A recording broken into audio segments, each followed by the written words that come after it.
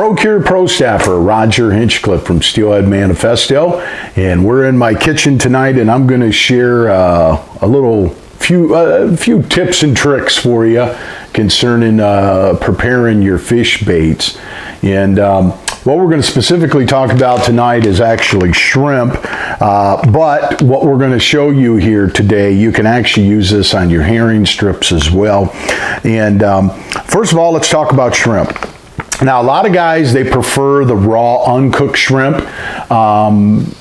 In their opinion, that works great. In my opinion, I really haven't found that much difference. I've used the cooked shrimp for years. They're cheaper, they're easier to get, and they just work great.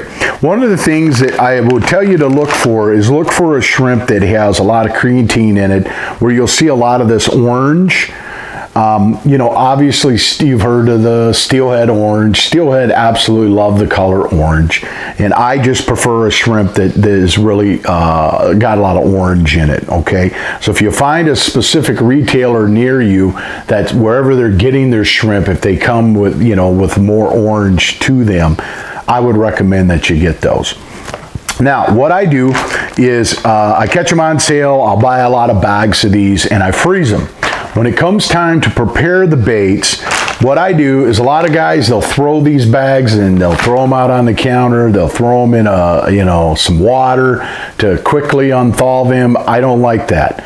I like to unthaw them slowly. So I'll take the frozen bag, put it in the refrigerator, and I will let it unthaw for a day or two so they're ready to go. And then what I do is, you know, you can cure the shrimp up if you want. Procure makes plenty of different cures, you know, be it a borax cure, or if you wanted to use some of the liquid cures, or if you wanted to dye these a different color. They have oodles and oodles of different products. But what I do is with this particular application, I like to use their oils, and this one is the freshwater shrimp. And get yourself one of their bait needles, and all you're going to do is you're going to stick that in the shrimp, and then just press on that and fill that shrimp up with all that goodness. Next thing you're going to do, and by the way, you got to have rubber gloves. You fishy dudes out there know that the guys that whack a lot of fish, they don't catch a lot of fish if they don't have good baits, right?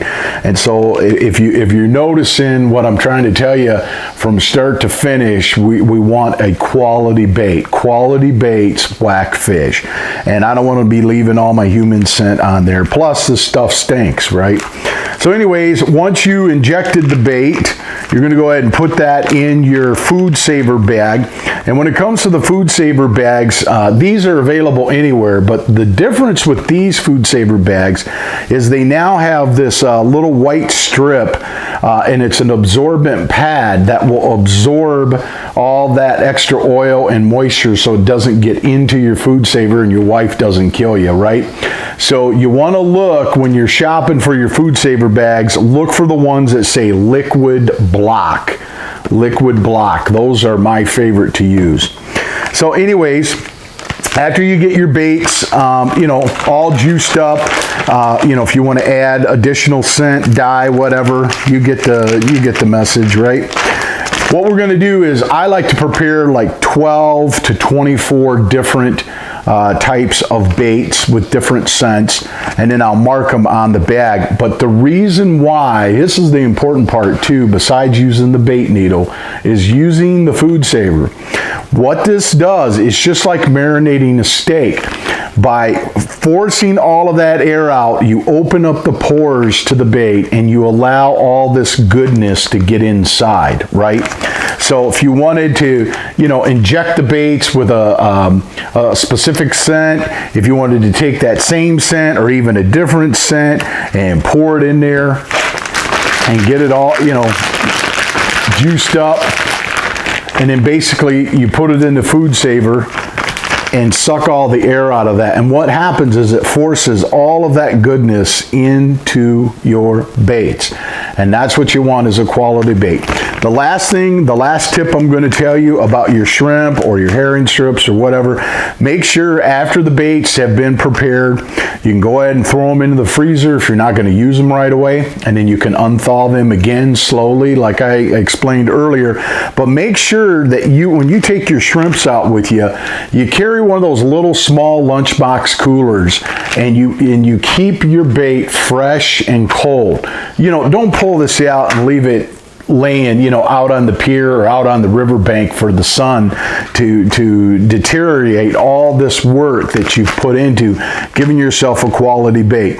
A quality bait that smells good and tastes good is going to catch you more fish. And for you guys that are doubters about the use of scent, I got one thing I'm going to point out to you. There's no question scientists have proved that fish can smell in parts per billion. They have an incredible sense of smell, right? So what you're telling me is that these fish don't use their nose. Think about it, right? That's like saying a white-tailed deer doesn't use their nose. These fish in the Great Lakes or out in the oceans, they're in these vast, vast environments. You better believe they use their nose too to help them find food or help them navigate and do many things. Fish do use their sense of smell. And in my opinion, if you do start using scents, I think you're going to see your catch rates go up. Hopefully this tip has been beneficial to you. Please do like, share, and subscribe to our channel. And if you have any comments, feel free to comment down below. Thanks again, and remember, be evil on the river.